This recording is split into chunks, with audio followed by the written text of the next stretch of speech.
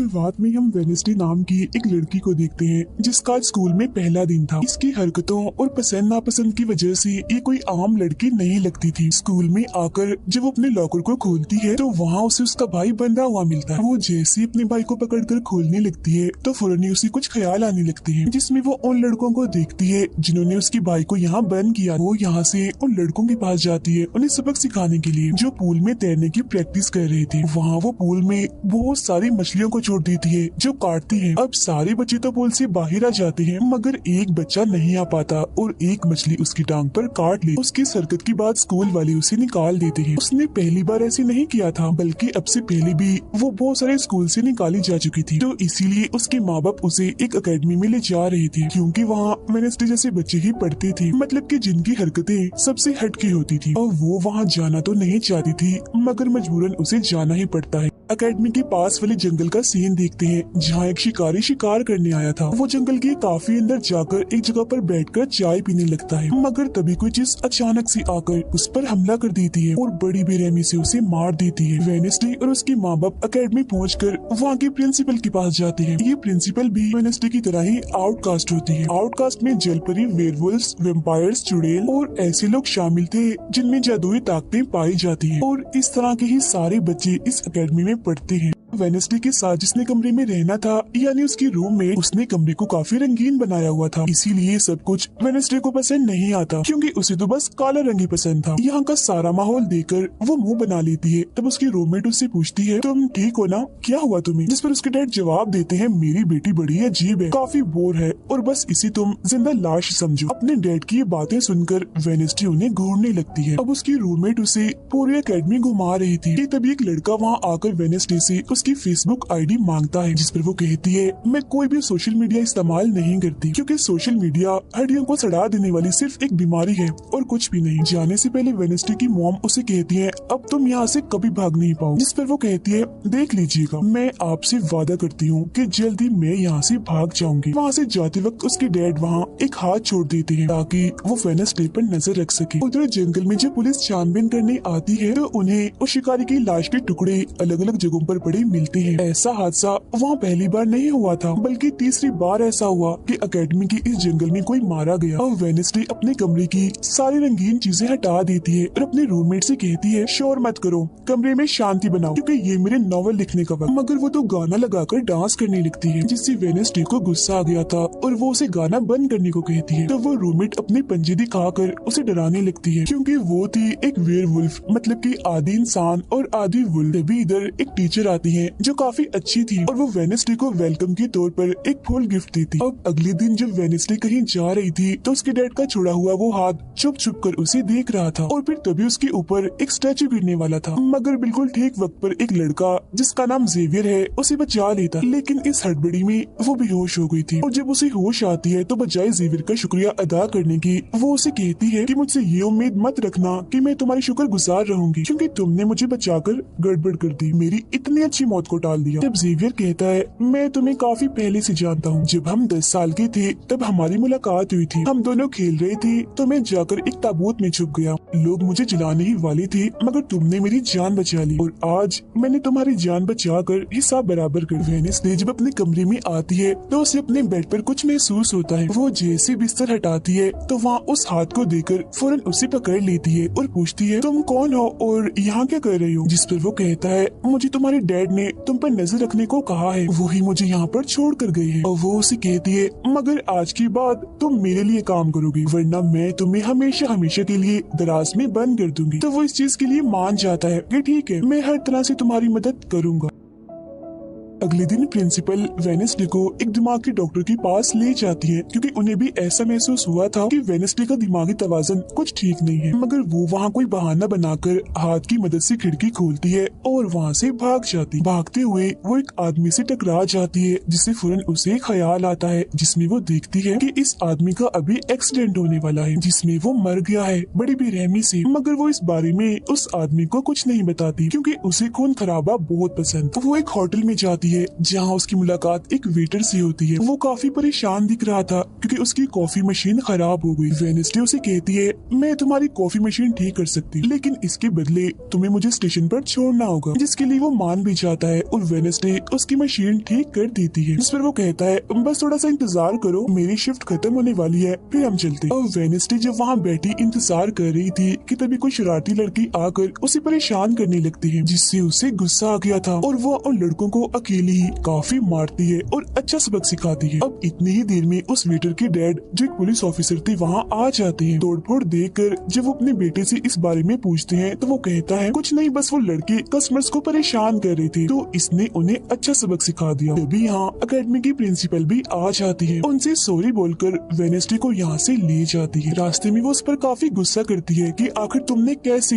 Academy से भागने की कोशिश की। तभी उन्हें रास्ते में एक एक्सीडेंट हुआ नजर आता है जो उसी आदमी का था जिससे वेडनेसडे टकराई थी, जो देख प्रिंसिपल घबरा जाती है। कहती है, मेरी दुआ है ड्राइवर को कुछ ना हुआ हो। जिस पर वेडनेसडे कहती है, वो तो मर गया है और उसकी गर्दन भी टूट गई है। फिर अकेडमी में आने के बाद वेडनेसडे गिटार बजाने लगती है। वो काफी अच्छा बजा रही थी, जिसकी धुन प्रिंसिपल के साथ साथ काफी बच्चों को भी पसंद आती। रूममेट जब कमरे में आती है तो उसकी नजर हाथ पर पड़ती है, जिस बारे में वो वेडनेसडे से पूछती है कि ये क्या चीज है, जिस पर वो जवाब देती है कि ये हमारी एडम फैमिली का एक मेंबर है। अब हम एक अनजान लड़के को देखते हैं जो लाइब्रेरी में जाकर एक किताब से एक सफा फाड़ लेता है जिस पर एक तस्वीर बनी हुई। उधर हाथ वेटर के घर पहुंच जाता है, जिसे देख वो काफी डर गया था और उसे मारने लगता है। फिर हाथ उसे बैठने का इशारा करके उसे वेडनेसडे का नंबर देता है और उसे फोन करने का कहता है। फिर जब वेटर उसे कॉल करता है तो वो कहती है कि हमारी अकेडमी में एक त्योहार मनाया जाने वाला है जहाँ सभी बच्चे आएंगे, मैं वहाँ से भागने वाली हूँ और अगर तुम मुझे स्टेशन तक पहुँचा दोगे तो मैं तुम्हें काफी अच्छा इनाम दूंगी। जिस पर वो वेटर मान भी जाता है। जब वो त्योहार में जाती है तो देखती है कि प्रिंसिपल की नजर मुझ पर ही है, इसीलिए वो एक आदमी को पैसे देकर प्रिंसिपल का ध्यान भटकाने का कहती है। अब वेटर वहाँ आकर वेडनेसडे के जाने से पहले उसे उसके डैड का एक पुलिस रिकॉर्ड तोहफे में देता है जो उसने अपने डैड की फाइल्स में से चुराया था, क्योंकि उसके डैड एक पुलिस ऑफिसर जो थे। अब उस रिकॉर्ड को लेकर जैसे वो यहाँ से जाने लगती है तो तभी वो उस लड़के से टकरा जाती है जिसने बुक में से तस्वीर को फाड़ा था। टकराते ही वेडनेसडे को उस लड़के की मौत के ख्याल आने लगते हैं कि वो थोड़ी देर में मरने वाला है, जो बहुत ही भयानक थी। वो लड़का अब जंगल की तरफ जाने लगता है तो वेडनेसडे भी उसके पीछे जाती है और कहती है, रुक जाओ, जंगल में मत जाओ, तुम्हारी जान को खतरा है, तुम मर जाओगे। मगर तभी वो उसे अपने जादू से उड़ाकर पेड़ पर लगा देता है और कहता है, खतरा मुझे नहीं तुम्हें है, बल्कि तुम खुद ही खतरा हो और मैं सब लोगों को तुमसे बचा रहा हूँ। उस दिन स्टैचू को मैंने ही तुम्हारे ऊपर गिराया था। जिसके बाद वो उसे एक तस्वीर दिखाता है और कहता है, इस तस्वीर में तुम ही हो जिसे मेरी मॉम ने 25 साल पहले बनाया था और ये उस वक्त की बात है जब वो इस अकेडमी में पढ़ती थी। मरने से पहले उन्होंने कहा था कि इस लड़की इन्हें तुम्हें मुझे रोकना होगा, नहीं तो तुम इस अकेडमी के साथ साथ पूरी दुनिया को ही तबाह कर दोगी। वो बस वेडनेसडे को मारने ही वाला था कि तभी एक बड़ा सा मॉन्स्टर आकर उस पर हमला कर देता है और बड़ी ही बेरहमी से उसे मार देता है। इसके बाद हम वेडनेसडे को उसके कमरे में देखते हैं, क्योंकि उसने यहाँ से भागने के इरादे को खत्म कर दिया था, क्योंकि अब उसके दिमाग में बहुत सारे सवाल थे, जैसे कि मैं इस दुनिया के लिए खतरा कैसे हूँ, एक मॉन्स्टर ने आखिर मेरी जान क्यों बचाई, और साथ ही उसके डैड के खिलाफ पुलिस रिपोर्ट जिसमें उसके डैड के ऊपर एक कत्ल का इल्जाम था। अब अगले दिन पुलिस ऑफिसर वहाँ आते हैं, क्योंकि वेडनेसडे ने ये रिपोर्ट लिखवाई थी कि उस अनजान लड़के की मौत मैंने अपनी आंखों से होती हुई देखी जंगल में। मगर पुलिस को वहाँ ना कोई लाश मिलती है और ना ही कोई ठोस सबूत। तो वेडनेसडे से पूछते हैं कि आखिर तुम इतनी रात को जंगल में कर क्या रही थी, जिस पर वो कहती है, मैंने जंगल में उस लड़के को जाते हुए देखा था और जब मैंने उसका पीछा किया तो देखा कि एक मॉन्स्टर ने आकर उसे मार दिया है, जिसके बाद में बेहोश हो गई। तो फौरन प्रिंसिपल पुलिस ऑफिसर से कहती है, उस लड़के का कोई कत्ल नहीं हुआ, वो जिंदा है, बस यहाँ से भाग गया है, इसीलिए आपको वेडनेसडे की बातों का यकीन नहीं करना चाहिए। अक्सर इसे इस तरह के दौरे पड़ते रहते, हम इसका इलाज करवा रहे हैं, जल्दी ये ठीक हो जाएगी। फिर जब प्रिंसिपल वहाँ से जाती है तो वो ऑफिसर से कहती है कि जंगल में कोई तो है जो सबको मार रहा है और उसी ने उस लड़के को भी मारा है। मगर तभी वहाँ वो लड़का आ जाता है जो जिंदा था और बिल्कुल सही सलामत भी। अब अगले दिन जब वेडनेसडे को डॉक्टर के पास ले जाया जाता है तो वो उससे पूछती है कि क्या तुमने ये अफवाह इसलिए फैलाई कि सभी की तवज्जो तुम पर हो जाए, यानी कि तुमने उस लड़के की मौत होते हुए देखा। जिस पर वो कहती है मैं जानती हूँ मैंने क्या देखा है, ओके मुझे तुम्हें बताने की कोई जरूरत नहीं। अगले दिन उसे पता चलता है कि उसी लड़के को बगैर किसी वजह से एकेडमी से निकाला जा रहा है, इसीलिए वो अपने साथी और साथ को उस लड़के के पीछे लगा देती है। अब प्रिंसिपल के कहने पर वेडनेसडे एक एक्टिविटी में हिस्सा लेती है, जिस मकसद के लिए वो क्लब ज्वाइन करती है, जहाँ उसके साथ सिर्फ एक ही लड़का था जिसके साथ उसकी दोस्ती हो जाती है। फिर जब हाथ उस लड़के के पीछे जाता है तो देखता है कि वो अपना रूप बदल रहा है, जहाँ पहले वो एक बुरा इंसान और फिर एकेडमी के प्रिंसिपल का रूप ले लेता है। जिसके बाद हाथ आकर ये सारी बात वेडनेसडे को बता देता है। अब जब क्लास शुरू होने वाली थी तो जेवियर उसे कहता है कि मेरी साथ वाली सीट खाली है तो तुम यहाँ बैठ जाओ, तो वो उसके साथ आकर बैठ जाती है। जेवियर यहाँ मकड़ी की तस्वीर बना रहा था और फिर अपने जादू से वो उसे जिंदा भी कर देता है, मगर एक ही झटके में वेडनेसडे उसे मार देती है और उसकी राख उड़ा देती है। अब एक लड़की जो काफी बदतमीज थी और विलन भी थी, उसकी और वेडनेसडे के बीच काफी बहस हो जाती है, क्योंकि दोनों ही एक दूसरे से काफी चिढ़ती थी, एक दूसरे को जरा भी पसंद नहीं करती थी। और इसके बाद वेडनेसडे अपनी जगह अपनी रूममेट को उस क्लब में भेज देती है जहाँ वो एक्टिविटी की प्रैक्टिस कर रही थी, और खुद वो अकेली ही चली जाती है एकेडमी की उस जंगल में मॉन्स्टर को ढूंढने के लिए। वेडनेसडे को वहाँ उस अनजान लड़की का टूटा हुआ चश्मा भी मिलता है, वही अनजान लड़का जिसे मॉन्स्टर को मारता हुआ इसने देखा था। और अब जैसे ही वो इस चश्मे को छूती है तो लाइब्रेरी में उसे वहाँ एक किताब भी दिखती है, तो वो उस किताब को खोजने लाइब्रेरी में चली जाती है, मगर उसे वहाँ उस तरह की कोई भी किताब नहीं मिलती। जिसके बाद वो चुपके से जेवियर के कमरे में चली जाती है, क्योंकि वो लड़का और जेवियर एक ही कमरे में रहती थी। वेडनेसडे और हाथ यहाँ पर उस किताब को ढूंढ रहे थे, मगर तभी यहाँ जेवियर आ जाता है, जिस वजह से वो बेड के नीचे छुप जाती है। तभी जेवियर के पास वो विलन लड़की भी आती है और उसे कहती है तुम मुझसे क्यों नाराज हो, अच्छा गुस्सा छोड़ो सुलह कर लो, जिस पर वो मना कर देता है। अब उसके इनकार पर विलन लड़की को लगने लगता है कि ये सब वो वेडनेसडे की वजह से कर रहा है, इसीलिए वो कहती है कि कल मैं वेडनेसडे समेत तुम्हारे सभी साथियों की कश्तियों की धज्जियां उड़ाने वाली हूँ। बेड के नीचे छुपे वेडनेसडे और हाथ भी उसकी ये बात सुन लेती। कमरे में वापस आने के बाद वेडनेसडे अपने रूममेट से कहती है कि कल जो कश्तियों की रेस होने वाली है मैं भी उसमें हिस्सा लूँ, और कुछ भी हो जाए उस घमंडी लड़की यानी विलन को मैं हरा कर ही रहूंगी। अब अगले दिन जब रेस शुरू होती है तो बताया जाता है कि इस मुकाबले का कोई भी असूल कानून नहीं है, जो भी टीम सबसे पहले गुफा में जाकर झंडे को लाएगी वही टीम जीत जाएगी। जिसके फौरन बाद गेम शुरू हो जाती है और विलन भी अपनी चालें चलना शुरू कर देती। वो अपने एक जलपरी साथी की मदद से एक टीम की कश्ती को तुड़वा देती है, जिससे वो पूरी टीम पानी में गिर जाती है। मगर फिर जब वो जलपरी वेडनेसडे की कश्ती की तरफ आ रही थी तो हाथ उससे पहले ही जाल फेंककर उसे जाल में फंसा लेता है। अब किनारे तक सिर्फ 3 ही टीम्स पहुंच पाती हैं, और जब सारे लोग झंडा लेने अंदर जाते हैं तो रूममेट अपने पंजों से जोकर टीम की कश्ती में छेद कर देती है। फिर सभी के साथ वेडनेसडे जब झंडा लेकर आ रही थी तो उसे ख्याल आता जिसमें वो अपनी ही जैसी एक लड़की को देखती है जिसके हाथ में किताब थी। होश में आने पर झंडा लेकर वो वापिस से कश्ती में चली जाती है। जोकर्स की कश्ती तो छेद होने की वजह से वहीं पर ही डूब जाती है, जबकि जलपरी दोबारा से वेडनेसडे की कश्ती पर हमला करने लगती है, मगर हाथ पानी में जाकर जलपरी को जोर से मुक्का मार। अब वेडनेसडे अपनी कश्ती से बहुत सारे तीर निकाल कर विलन की कश्ती में छेद कर देती है, जिससे उसकी कश्ती डूब जाती है और वेडनेसडे की टीम इस रेस को जीत जाती है। अब ये 4 साल में पहली बार हुआ था जब उस विलन को किसी ने हराया था, इसलिए आज वो गुस्से में आग बगोला हुई।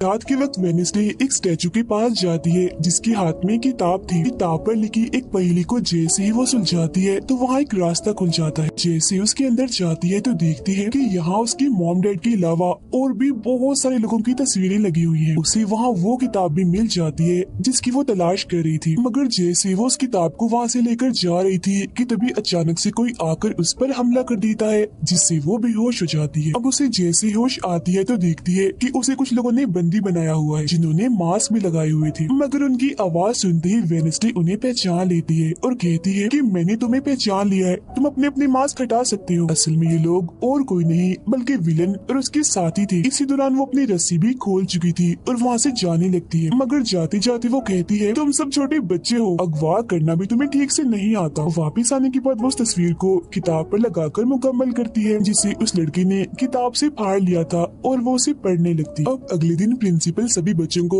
एक प्रोजेक्ट देती है जिसमें उन्हें शहर की सारी दुकानों पर जाकर काम करना था। शहर पहुंचने के बाद वेडनेसडे जेवियर को वो किताब दिखाकर पूछती है कि क्या तुम इस किताब को पहचानते हो, जिस पर वो कहता है हाँ। इस किताब को लेकर मेरे और उस लड़के के बीच में लड़ाई भी हुई थी जिसके बारे में तुमने कहा था कि मॉन्स्टर ने उस पर हमला कर दिया था। ये किताब एक जादूगर की है और 30 सालों से भी ज्यादा पुरानी है, तो तुम इसके साथ क्या कर रही हो। ये सुन वो उसे पूछती है तुम उस जादूगर के बारे में और क्या जानते हो। वो कहता है कुछ खास नहीं, अगर तुम उस जादूगर के बारे में जानना चाहती हो तो तुम्हें उसके घर जाना होगा जो काफी पुराना एक खास घर है। अकेडमी के सारे बच्चे भी अलग अलग दुकानों में जाकर काम करने लगते हैं। वेडनेसडे एक वेट्रेस बनी थी मगर उसका नखरा गुस्सा देखकर कोई भी उसे खाने की चीज नहीं लेता। वेडनेसडे का दोस्त पेस्ट्री खा रहा था कि तभी शरारती बच्चे आकर उसे परेशान करने लगते हैं और बस फिर होना क्या था, वेडनेसडे वहाँ आती है और उन्हें खूब मारती है। इसके बाद वो अपने उस दोस्त को लेकर जादूगर के घर जाती है ताकि वो सारी सच्चाई जान सके कि आखिर बात क्या है और उस किताब के बारे में भी। उसी वहाँ जादूगर की बहुत सारी चीजें और एक पेंटिंग भी दिखाई देती है। पेंटिंग में वो उसी लड़की को किताब पकड़ी हुई देखती है जो उसे गुफा के पास भी दिखी थी। उसके ख्याल में जब उनकी रेस में वेडनेसडे झंडा लेने गई, फिर उसे वहाँ इस पेंटिंग वाले लड़की की किताब भी मिल जाती है मगर वो खाली थी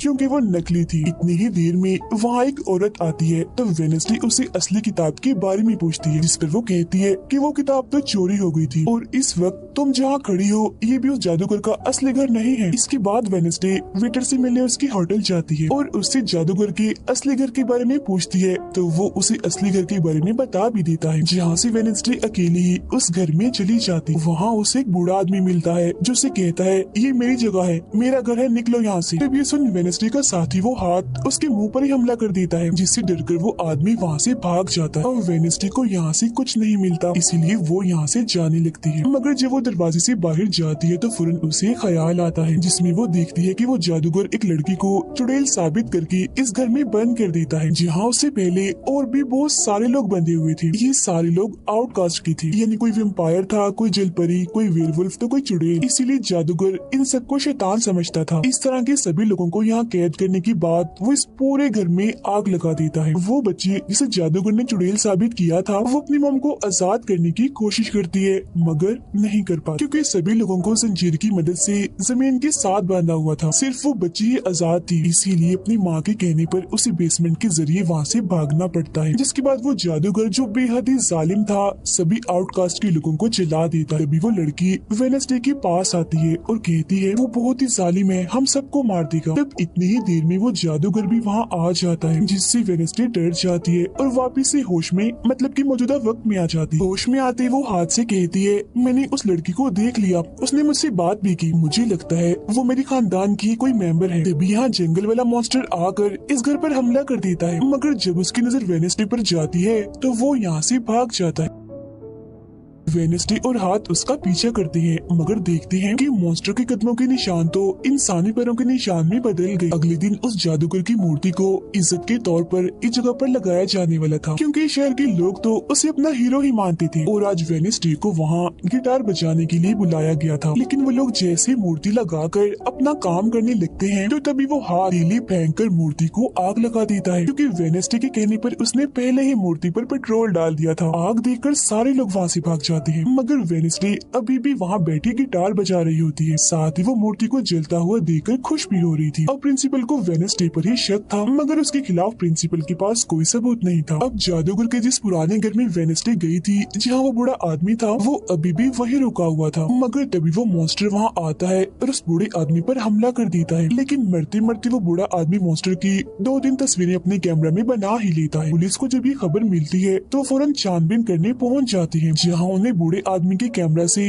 मॉन्स्टर की तस्वीर भी मिल जाती है। अगले दिन हाथ मुर्दा घर जाकर वहाँ लगी कैमरा पर कोई चीज लगा देता है ताकि जो वो करे उसे कोई ना देख सके। फिर वो दरवाजा खोलता है तो वेडनेसडे अंदर आती है। वो यहाँ दरअसल उस बूढ़े आदमी के जख्मों को देखने आई थी जिसे उस मॉन्स्टर ने मारा था। वो बूढ़े आदमी की लाश को देखकर सारा डेटा अपने पास रिकॉर्ड कर लेती है जबकि हाथ उसकी एक फाइल बनाने में लग जाता है। तभी वहाँ डॉक्टर और पुलिस ऑफिसर भी आ जाते हैं। तब छुपने के लिए वेडनेसडे एक बॉक्स मिस हो जाती है। फिर जब डॉक्टर उस बॉक्स को खुला हुआ देखते हैं तो फौरन उसे चेक करते हैं, मगर जब वेडनेसडे को उसमें पड़ा हुआ देखते हैं तो उन्हें लगता है कि ये भी एक लाश है, इसीलिए वो उस बॉक्स को बंद करके वहाँ से चले जाते हैं। मगर फिर जब हाथ उसे वहाँ से लेने आता है तो वो कहती है, अच्छा तंग मत करो प्लीज, थोड़ी देर और सुने तो बड़ा मजा आ रहा है। फिर इसके बाद वो अपनी छानबीन से ये पता लगवा लेती है कि वो मॉन्स्टर असल में जिस्म के हिस्सों को इकट्ठा कर रहा है। फिर अगले दिन जब वो अकेडमी जाती है तो उसे जेवियर की गर्दन पर किसी के पंजों के निशान दिखते हैं। अब हम जेवियर को एक केबिन से बाहर आता हुआ देखते हैं और क्योंकि वेडनेसडे को उसके जख्मों पर पहले से ही शक था तो वो भी उसका पीछा करते करते वहाँ आ गई थी। उससे वहाँ पर बहुत सारी मॉन्स्टर की ड्राइंग्स और तस्वीरें दिखती हैं। एक तो तस्वीर को लेकर जैसी वो वहाँ से जाने लगती है तो तभी जेवियर उसे देख लेता है और जाने से रोक देता है, मगर वेडनेसडे उसका ध्यान भटकाने के लिए उसे बस एक ही बात कह देती है कि क्या तुम आज रात होने वाली डांस पार्टी में मेरे साथ चलोगे। जिसके बाद वो जेवियर की बनाई मॉन्स्टर की ड्राइंग्स ले जाकर पुलिस ऑफिसर को दे देती है, जिस पर वो कहते हैं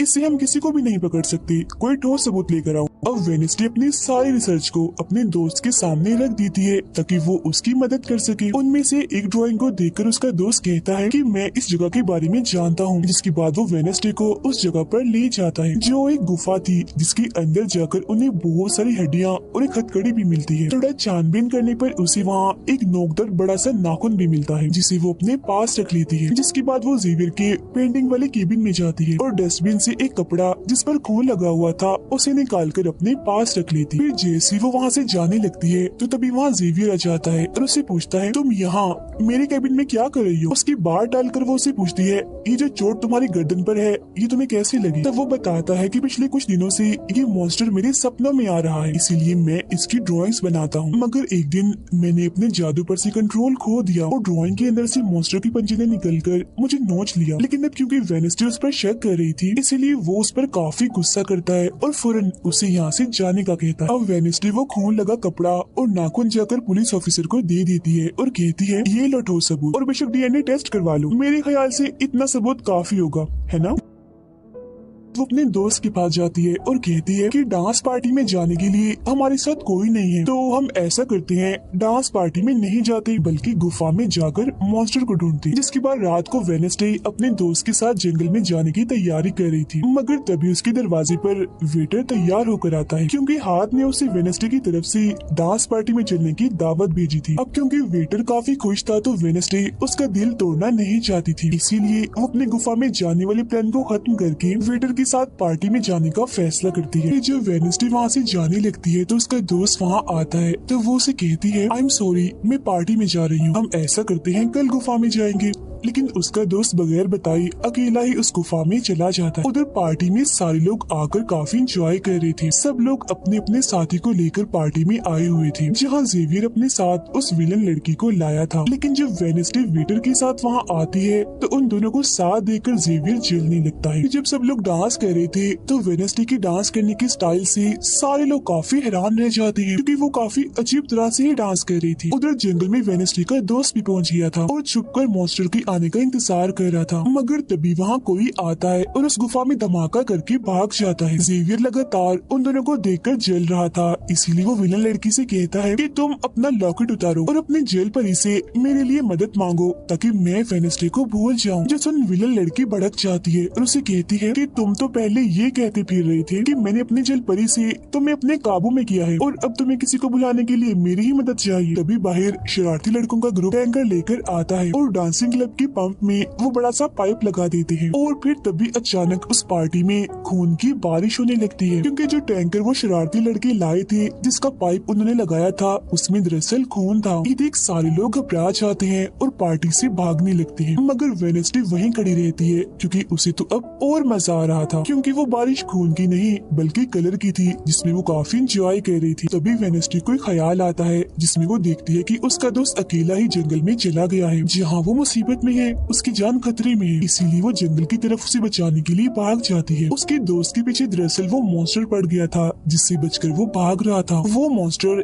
एक बार उस पर हमला करता ही है कि तभी वेडनेसडे उसे ढूंढते हुए वहाँ आ जाती है। तब मॉन्स्टर उसे देखकर वहाँ से भाग जाता है। वो अपने दोस्त को बेहोश पड़ा हुआ देखकर काफी घबरा जाती है। इतनी ही देर में उसकी टीचर भी उसका पीछा करते करते वहाँ आ गई थी, जिसके बाद उसके दोस्त को हॉस्पिटल ले जाया जाता है और वेडनेसडे खुद वापस अपने अकेडमी में आ जाती है जहाँ वो अपने डैड पर लगी इल्जाम को सुलझाने की कोशिश कर रही थी कि आखिर सच क्या। अकेडमी में सारे माँ बाप अपने बच्चों से मिलने आते हैं क्योंकि आज मीटिंग थी। प्रिंसिपल सबको बताती है कि वेडनेसडे की दोस्त की हालत में सुधार हो रहा है, कुछ दिन के बाद ठीक होकर वो वापिस आ जाएगा। मगर दूर खड़ी वेडनेसडे अपने रूममेट को बताती है कि ये झूठ है, वो तो कोमा में है बेचारा। तभी यहाँ दोनों के माँ बाप आ जाते हैं और ये उनसे मिलने चली जाती। वेडनेसडे अपने मॉम डैड को बताती है कि जब से आपने मुझे यहाँ छोड़ा है मेरे ऊपर बहुत सारे हमले हुए हैं। अब इन सभी को अपनी अपनी फैमिली से मिलता हुआ दूर खड़ी जेवियर और विलन लड़की देख रहे हैं क्योंकि उनकी मॉम डैड आज भी नहीं आई। अब विलन लड़की सुधर गई होती है, साथ ही उसकी जेवियर के साथ दोस्ती भी हो गई थी, तो अब से हम उसे जेवियर की दोस्त कहें। तब इतनी ही देर में उसकी मॉम भी इधर आ जाती है, जिसे देखकर वो काफी हैरान थी। वेडनेसडे के माँ बाप प्रिंसिपल से मिलते हैं तो वो कहती है कि वेडनेसडे काफी अजीब तरह से सबसे पेश आती है, इसे डॉक्टर के पास ले जाए इलाज करवाने के लिए। अब इससे पहले वहाँ उसके माँ बाप कुछ कहते फौरन वो बोल पड़ती है कि रुकिए जरा डैड, मैं आपसे कुछ पूछना चाहती हूँ। ये देखिए एक लड़का जिसका नाम गैरेट है, इसकी कत्ल का इल्जाम आपके सर पर क्यों है और ये कौन था? तो वेडनेसडे की मॉम उसे कुछ भी बताने से इनकार कर देती है, तो वो अपनी मॉम को ये कहकर यहाँ से चली जाती है कि मत बताइए, बाकी सबूत मैं खुद ढूंढ लूँ। वो सीधा जाती है हॉस्पिटल अपने दोस्त से मिलने, जहाँ उसका ख्याल वेडनेसडे का साथी हाथ रख रहा था। अब पता चलता है कि डॉक्टर ने अपनी जान ले ली है और ये डॉक्टर वही था जिसके मुर्दा खाने से वेडनेसडे बूढ़े आदमी की लाश को देखने आई। मरने से पहले डॉक्टर ने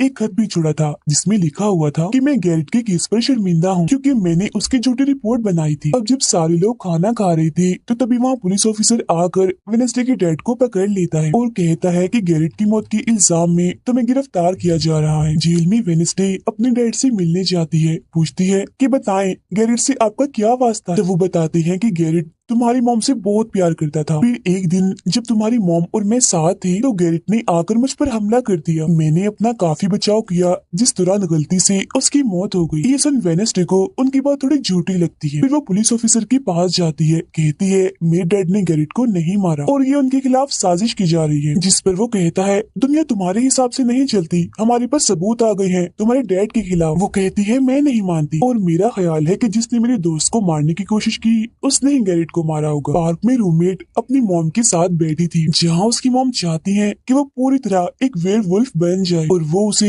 एक डॉक्टर के पास जाने का कहती है, मगर रूममेट ऐसा नहीं चाहती, इसलिए वो यहाँ से चली जाती है। अब वेडनेसडे अपनी मॉम के पास जाती है ताकि वो सारी सच्चाई जान सके। उसकी मॉम खुफिया लाइब्रेरी में थी। वो अपनी मॉम से कहती है कि आपने मुझे इस अकेडमी में इसलिए भेजा ना ताकि मैं हमेशा आपकी परछाई बन के रहूं। जिस पर उसकी मॉम कहती है कि ये सिर्फ अकेडमी ही नहीं बल्कि पहले यहाँ एक ग्रुप हुआ करता था जिसकी बुनियाद तुम्हारे डैड की फैमिली की एक औरत ने रखी थी जिसका नाम गुडी था। वो कहती है मैं ये जानना चाहती हूँ कि डैड ने तो गैरेट को नहीं मारा तो फिर किसने मारा है? तब उसकी मॉम सच्चाई बताती है कि जब मैं वहाँ गई तो मैंने देखा कि तुम्हारे डैड और गैरेट आपस में लड़ रहे थे। मैंने उन्हें रोकने की कोशिश की मगर गैरेट तुम्हारे डैड को काफी बुरी तरह से मार रहा था। मैंने फौरन तलवार उठा ली और फिर जैसे गैरेट मेरे पास आने लगा तो तलवार उसके आर पार हो गई और वो मारा गया, मगर तुम्हारे डैड ने मेरी जान बचाने के लिए तलवार मुझसे ले ली ताकि सारा इल्जाम उन पर आ जाए। वेडनेसडे कहती है मगर मुझे पता चला था कि जब गैरेट मरा तो उसके मुंह से झाग निकल रही थी। ऐसा तो सिर्फ तब होता है जब किसी ने जहर लिया हो। अब सच पता करने का सिर्फ एक ही रास्ता है, गैरेट की कब्र को खोदना। जिसके बाद वो अपनी मॉम के साथ मिलकर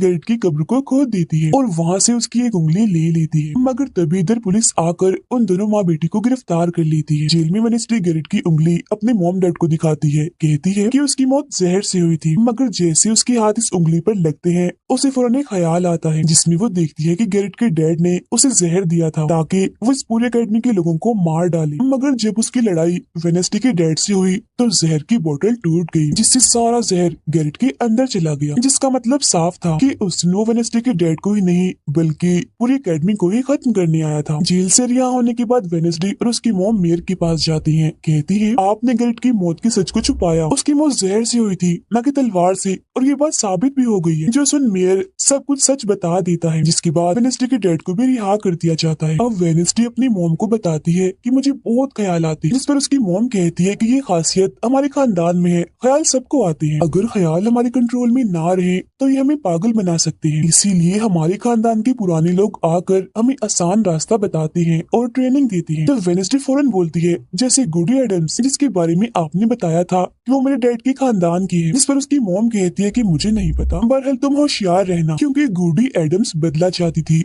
जिसके चक्कर में वो खुद भी नहीं बच पाई। फिर सबके माँ बाप अपने अपने बच्चों से मिलकर जा रहे थे। रूममेट अपनी मॉम को कहती है, आप फिक्र मत करना, जब मुझे वेयरवुल्फ बनना होगा मैं बन जाऊँ। जाने से पहले वेडनेसडे की मॉम उसे वही किताब देती है जो अक्सर प्रिंसिपल के पास हुआ करती थी। वो किताब लेकर वेडनेसडे प्रिंसिपल के पास जाती है, कहती है कि उस अनजान लड़की को आपने मारा था, मैंने देखा था, जिसके बारे में मैंने कहा था कि उसे मॉन्स्टर ने मारा है, क्योंकि वो आप ही हो जो खुद को बदल बदल कर लोगों को मार रही हो। मैं ये बात अब पुलिस को बता दूंगी। जिस पर प्रिंसिपल कहती है, नहीं, उसे मैंने नहीं मारा, बल्कि वो तो अपनी ताकतों पर से कंट्रोल खो बैठा था और उस दिन उसने तुम्हें मारने की भी कोशिश की थी। इनकी बातों के दौरान इन्हें बाहर से शोर सुनाई देता है। ये चेक करने जब वहाँ जाती हैं तो पता चलता है कि बाहर ग्राउंड में आग से कुछ लिखा हुआ। अब वेडनेसडे अपने चारों तरफ मोमबत्तियां जला के बैठी थी क्योंकि वो गुडी को बुलाने की कोशिश कर रही, मगर तभी इधर उसकी रूममेट आ जाती है। साथ ही उसे एक खत भी मिलता है जिसमें कोई उसे गुफा में मिलने बुलाता है। जब वेडनेसडे अपनी रूममेट के साथ वहाँ जाती है तो गुफा के अंदर जाने के बाद उसे एहसास होता है कि यहाँ कोई है। यहाँ दरअसल जेवियर और उसके साथी थे जो वेडनेसडे को सरप्राइज देना चाहते थे क्योंकि आज उसकी बर्थडे थी। यहाँ वेडनेसडे को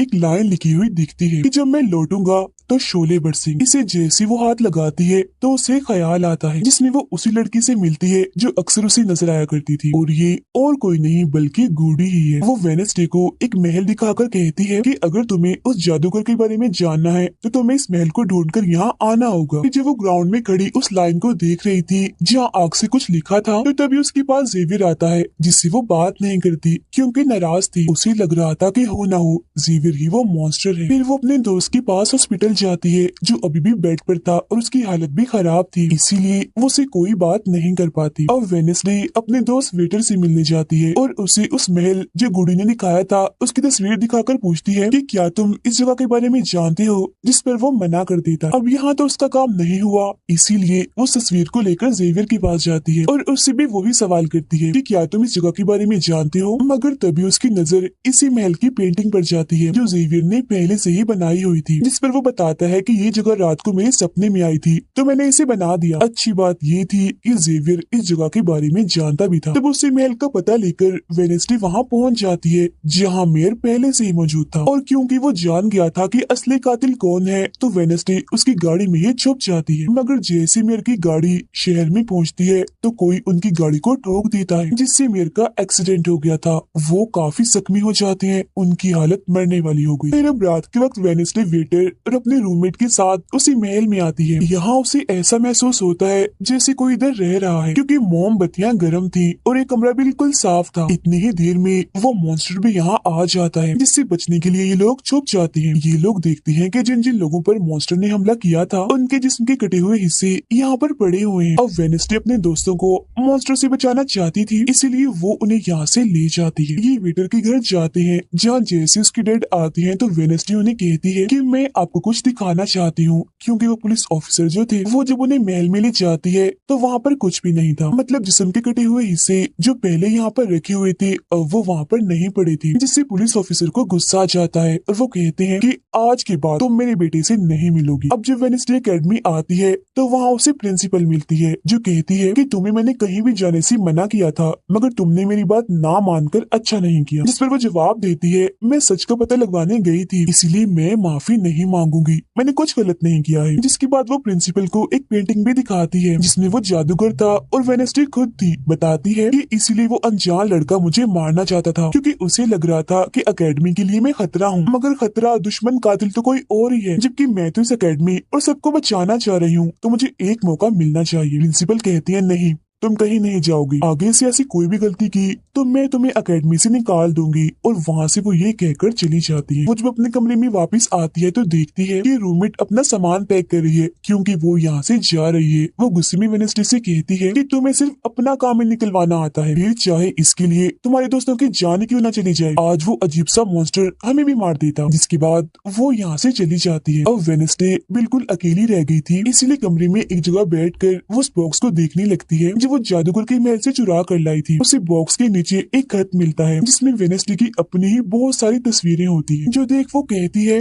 मेरी एडम्स फैमिली, जादूगर, मॉन्स्टर और मैं शायद किसी न किसी तरीके से जुड़े हुए हैं। और जब ये बात मेयर को पता चली तो किसी ने उनका मुंह बंद कर दिया, मगर मैं चुप नहीं बैठूंगी और तुम जो कोई भी हो मैं तुम्हें ढूंढ लूंगी देखना। अब मेयर की मौत हो गई थी और जब उन्हें दफनाया जा रहा था तो वेनेसडे वहाँ आती है और सोचने लगती है कि कातिल यहाँ आए लोगों में से कोई है, मगर तभी उसे जंगल में कोई दिखता है। वो पीछे करती है तो पता चलता है कि और कोई नहीं बल्कि उसका अंकल है। अंकल बताते हैं कि मेरे ऊपर चोरी का इल्जाम है तो कुछ वक्त के लिए मुझे छुप के रहना होगा। तब वेनेसडे उन्हें एक केबिन में छुपा देती है और मॉन्स्टर की तस्वीर दिखाकर पूछती है कि आप इसके बारे में कुछ जानते हैं, जिस पर वो कहते हैं मैं ज्यादा कुछ तो नहीं जानता, अगर तुम्हें इसके बारे में जानना है तो तुम्हें खुफिया लाइब्रेरी में जाना होगा। वहाँ एक तिजोरी में डायरी है जिसमें इस मॉन्स्टर के बारे में सब लिखा है। आधी रात को वेनेसडे उस लाइब्रेरी में जाती है जहाँ जेवियर पहले से ही मौजूद था। तब ये उसे कहती है जहाँ जहाँ मॉन्स्टर से हमला हुआ है वहाँ तुम पाए गए हो, तो हो ना हो मॉन्स्टर तुम ही हो। मगर वो उसकी बात को अनसुनी करके यहाँ से चला जाता है। तभी इधर उसकी अंकल आते हैं। ये मिलकर डायरी को ढूंढ लेते हैं जिसमें इस मॉन्स्टर के बारे में सब कुछ लिखा था कि ये मॉन्स्टर किसी के कंट्रोल में भी आ सकता है और फिर बस ये अपने मालिक के कहने पर ही काम करता है। रात के वक्त वो अपने साथी हाथ को कहती है कि मैं वेटर से मिलने जा रही हूँ, तब तक तू मेरी डायरी का ख्याल रखना। कि जब वेटर के साथ गुफा के अंदर जाती है तो देखती है कि यहाँ उसने गुफा को सजाया हुआ है क्योंकि वो उसे शादी के लिए पूछने वाला था। वापिस आकर वेनेसडे देखती है कि उसके कमरे का सारा सामान इधर उधर बिखरा पड़ा है और उसकी डायरी कोई चुरा कर यहाँ से ले गया है। फिर जैसे वो अपने साथी हाथ को देखती है तो घबरा जाती है क्योंकि उसकी हथेली में किसी ने चाकू आर पार कर दिया था और अब उसमें जान नहीं थी, वो मर गया था। फिर वो हाथ को लेकर जल्दी से अपने अंकल के पास आती है और दुखी होती हुई कहती है प्लीज अंकल कैसे भी करके हाथ को जिंदा कर दीजिए। तब अंकल बार बार बिजली के झटके उसे देते हैं जिससे वो जिंदा हो जाता है। वो उसे पूछती है अच्छा तुम पर हमला किसने किया था, जिस पर इशारों से वो बताता है कि मैंने नहीं देखा क्योंकि हमला पीछे से हुआ था। जिस पर वेनेसडे गुस्से से भर जाती है, कहती है चाहे कुछ भी हो जाए मैं उसे नहीं छोड़ूंगी, वो जो भी है। और वो प्रिंसिपल को आकर कहती है किसी ने मेरे कमरे में तोड़ फोड़ कर दी है, साथ ही कोई उस डायरी को भी चुरा कर ले गया है। वो कहती है वो डायरी तो खुफिया लाइब्रेरी में थी तो तुम्हारे पास कैसी आई, तुम ऐसी हरकतें मत करो कि अकेडमी को बंद करना पड़े, ऐसा मैं होने नहीं दूंगी। फिर जब वेनेसडे वहाँ से जा रही थी तो तभी उसके पास उसके साथी आते हैं और उसे जानकारी देते हैं कि गैरेट जिसकी मौत का इल्जाम तुम्हारे डैड पर था उसकी मॉम को किसी ने डुबोकर मारा था और मरने से पहले उनकी सारी प्रॉपर्टी एक डॉक्टर ने हथिया ली थी। डॉक्टर नाम सुनकर वेनेसडे को दिमागी डॉक्टर पर शक होता है, इसीलिए वो सीधा उनके पास जाती है। कहती है कि मैं जानती हूँ आपके अंदर गैरेट की मॉम की आत्मा है जो सबसे अपनी मौत का बदला लेना चाहती है, अब बस कर दो तुम्हारा खेल खत्म हुआ। जिसके बाद वो यहाँ से चली जाती है। ये सारी बातें सुन डॉक्टर को जरा भी समझ नहीं आती कि क्या बोल रही थी, इसीलिए वो फौरन प्रिंसिपल को कॉल करती है। कहती है वेनेसडे आई थी, उसका बर्ताव काफी अजीब था, उल्टी उल्टी बातें कर रही थी वो। अब तभी यहाँ मॉन्स्टर आ जाता है जो डॉक्टर पर हमला करके उन्हें मार देता है। अब डॉक्टर तो मर गई थी, इसीलिए वेनेसडे की शक की सुई अब जेवियर पर आ जाती है, इसीलिए वो उससे मिलने उसके कैबिन में जाती है। यहाँ उसे मरे हुए लोगों का सामान भी मिलता है जिससे उसका शक और पक्का हो जाता है। अब तभी इधर पुलिस भी आकर जेवियर को पकड़ लेती है क्योंकि पुलिस को यहाँ पर वेनेसडे ने ही बुलाया था। अब जब वेनेसडे कमरे में आती है तो उसकी रूममेट वापस आ गई थी। कहती है तुम्हारा और मेरा कोई ताल्लुक है, मैं तुम्हारे साथ रहना चाहती हूँ, मैंने तुम्हें और हाथ को बहुत याद किया। फिर इसके बाद वेनेसडे वेटर के पास जाती है जहाँ उसे फिर से कुछ ख्याल आने लगते हैं जिनमें वो देखती है कि मॉन्स्टर और कोई नहीं बल्कि वेटर ही है जिसे वो पसंद करती है। मगर फिलहाल वो उसे कुछ नहीं कहती, उसे एक जगह पर लाती है और फिर कहती है कि जेवियर को तो फंसाया जा रहा है जबकि असली मॉन्स्टर तो तुम ही हो, मगर वो इसके लिए बार बार मना करता है। तभी यहाँ वेनेसडे के सारे दोस्त भी आ जाते हैं और वेटर को पकड़कर कुर्सी से बांध देते हैं। अब वेनेसडे उस पर जुल्म करना चाहती है मगर उसके दोस्त ऐसा करना नहीं चाहते,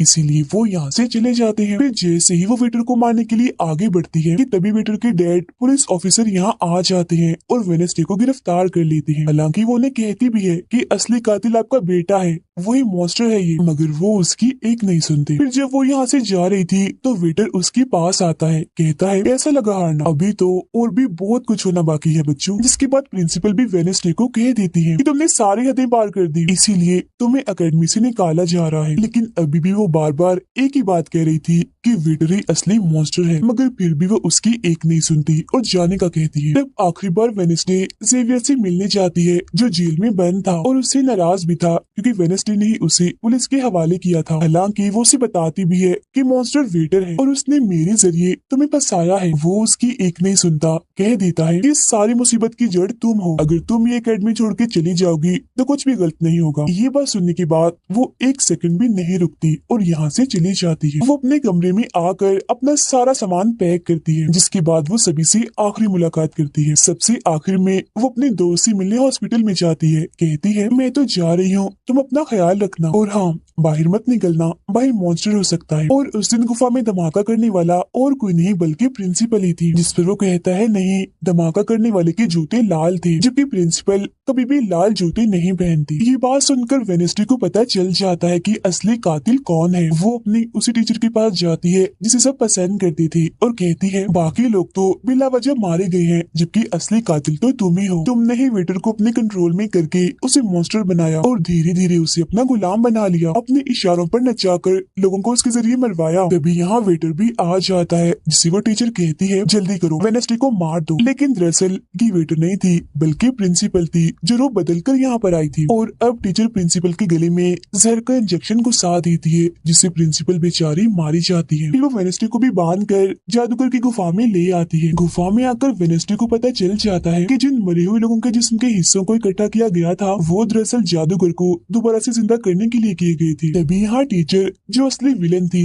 वेनेसडे को बताती है कि जब गुडी ने जादूगर को मारा था तो गुडी ने अपने खून से जादूगर की कब्र पर एक ताला लगा दिया था और अब जादूगर को जिंदा करने के लिए हमें गुडी की फैमिली मतलब एडम्स फैमिली की ही किसी इंसान का खून चाहिए, साथ ही पूरे चांद की रात भी हो। और अब हमें ये सुनहरी मौका मिल गया है जादूगर को जिंदा करने का, क्योंकि एडम्स फैमिली से तुम हो और आज पूरे चांद की रात भी है, हम तुम्हारा खून लेंगे। जिसके बाद टीचर वेनेसडे के हाथ पर कट लगा देती है, जिससे उसका खून निकलने लगता है। फिर वो उसके खून से जादूगर की कब्र का ताला खोल देती है और फिर अगले ही पल जादूगर भी जिंदा होकर अपनी कब्र से बाहर आ जाता है। बाहर आते ही वो वेनेसडे को चाकू मार देता है, जिससे वो जख्मी हो जाती है। इसके बाद वो एकेडमी को खत्म करने के लिए चला जाता है। अब तभी यहाँ गुडी एडम्स आती है और वेनेसडे को बिल्कुल ठीक कर देती है, मतलब कि उसके जख्म, और कहती है मैंने तुम्हें ठीक तो कर दिया है मगर अब की बाद मैं तुम्हें नजर नहीं आऊंगी। जंगल की रास्ते से जब वेनेसडे जा रही थी तो तभी उसके सामने वेटर आ जाता है। उसे टीचर कंट्रोल कर रही थी, इसीलिए वो मॉन्स्टर बनकर उस पर हमला कर देता है। वो बस उसे मारने ही वाला था कि तभी यहाँ एक वेयरवुल्फ आ जाती है, जो और कोई नहीं बल्कि रूममेट थी, जो आज पहली बार वेयरवुल्फ बनी थी,